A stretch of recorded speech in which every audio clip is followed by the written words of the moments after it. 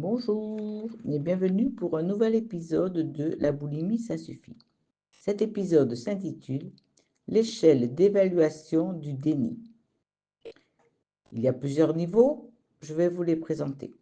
Le niveau 1, aucun problème.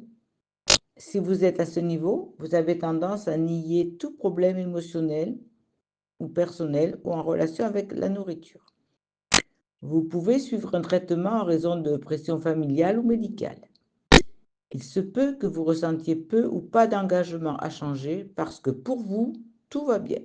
Vous n'avez aucun problème de poids ou de comportement alimentaire. Vous avez tendance à n'être que marginalement coopératif. Vous pouvez être sur la défensive ou dérouté par l'accent mis sur vos problèmes de nourriture. Les personnes de ce niveau abordent rarement la question de l'addiction spontanément ou de la dépendance. Vous avez tendance à ne voir aucune raison de changer quoi que ce soit dans votre alimentation.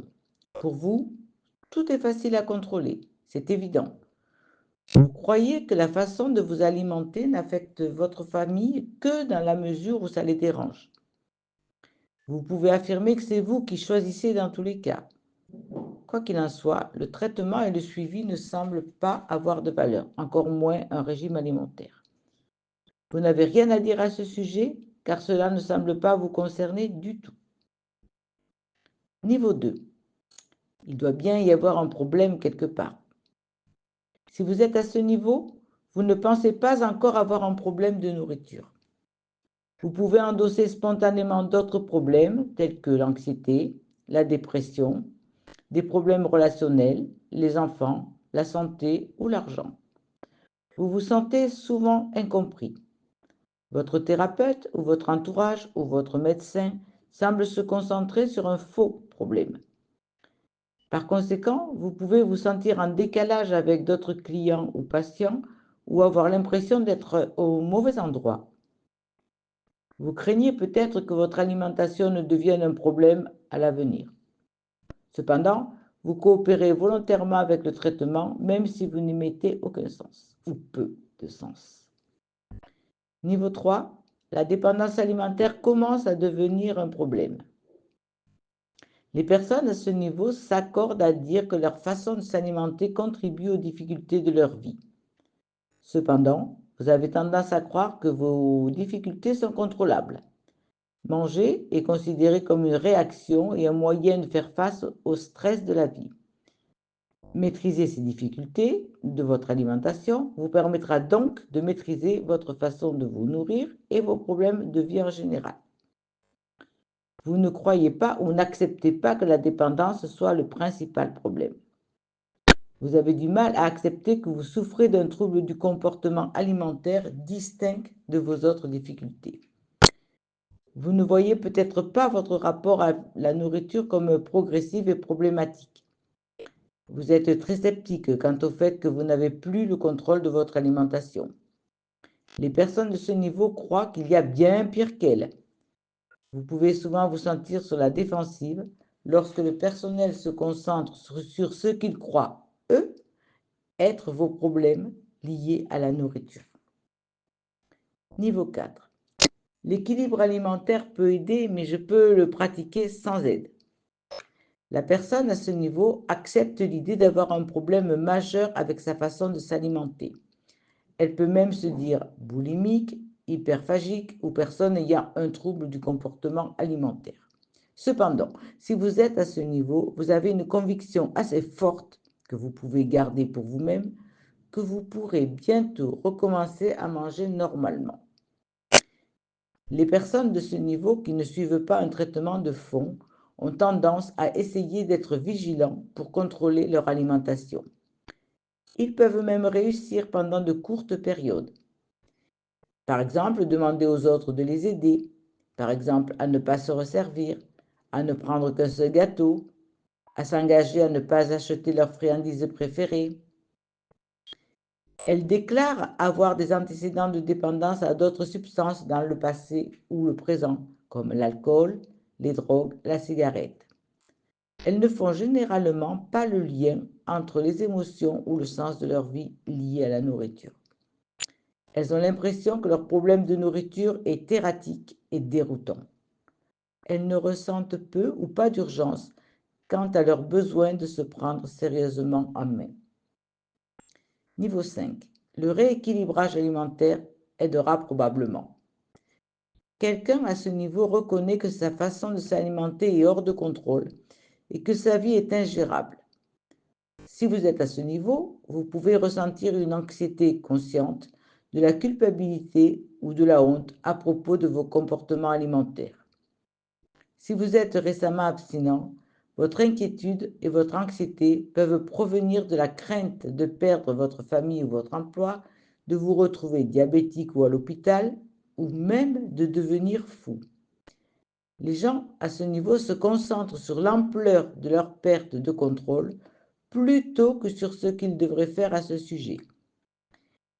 Ils acceptent le concept que leur consommation de nourriture est trop importante pour être contrôlée par eux-mêmes. Ils ont tendance à se tourner vers un thérapeute, un coach ou un groupe de parole pour prendre le contrôle. Ils ressentent le besoin d'un engagement interne à changer. Ils peuvent accepter que la boulimie ou l'hyperphagie ou toute autre appellation est une maladie, mais ils n'ont pas encore compris les nombreuses implications et l'ampleur du travail à venir. Niveau 6. L'abstinence alimentaire, c'est facile. La personne du niveau 6 a un engagement solide envers son rétablissement. L'angoisse, la peur du niveau précédent ont fortement diminué. Certaines personnes à ce niveau se sentent bien. Ce phénomène a été décrit comme la phase de lune de miel ou de nuages roses de leur début. Cependant, ce n'est pas le cas de tout le monde. D'autres se sentent misérables. La caractéristique déterminante de cette étape est le sentiment que suivre un plan alimentaire semble bien plus difficile qu'on ne le pensait auparavant.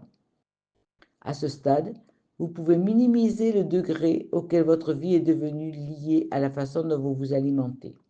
Par conséquent, vous aurez tendance à sous-estimer le nombre de changements, d'actions et de nouvelles habitudes qui doivent être mises en place pour rester abstinent et reconstruire votre vie. Famille, travail, amis, organisation. Niveau 7, être vigilant, c'est difficile.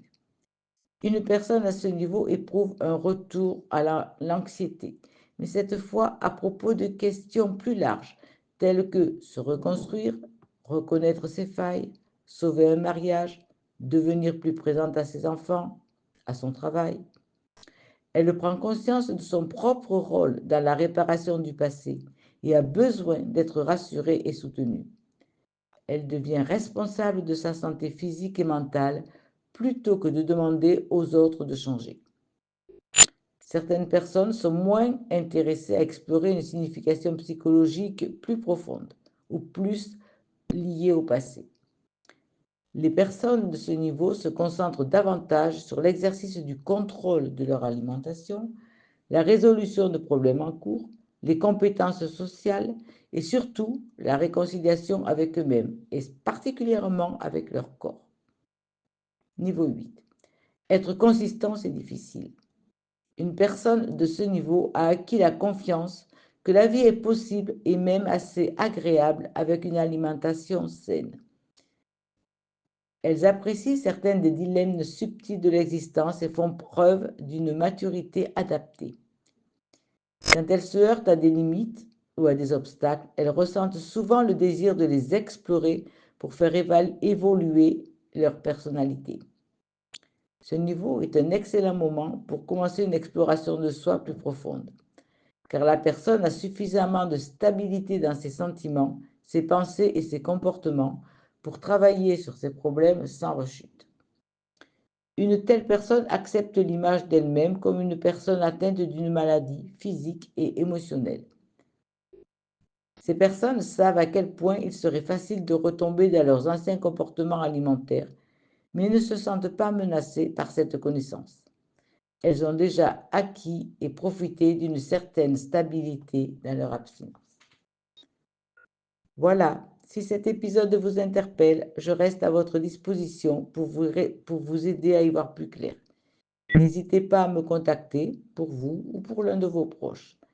N'hésitez pas à faire connaître ma chaîne pour aider le plus grand nombre de personnes à sortir de leur déni afin de se faire aider pour une vie meilleure et une alimentation plus saine et équilibrée.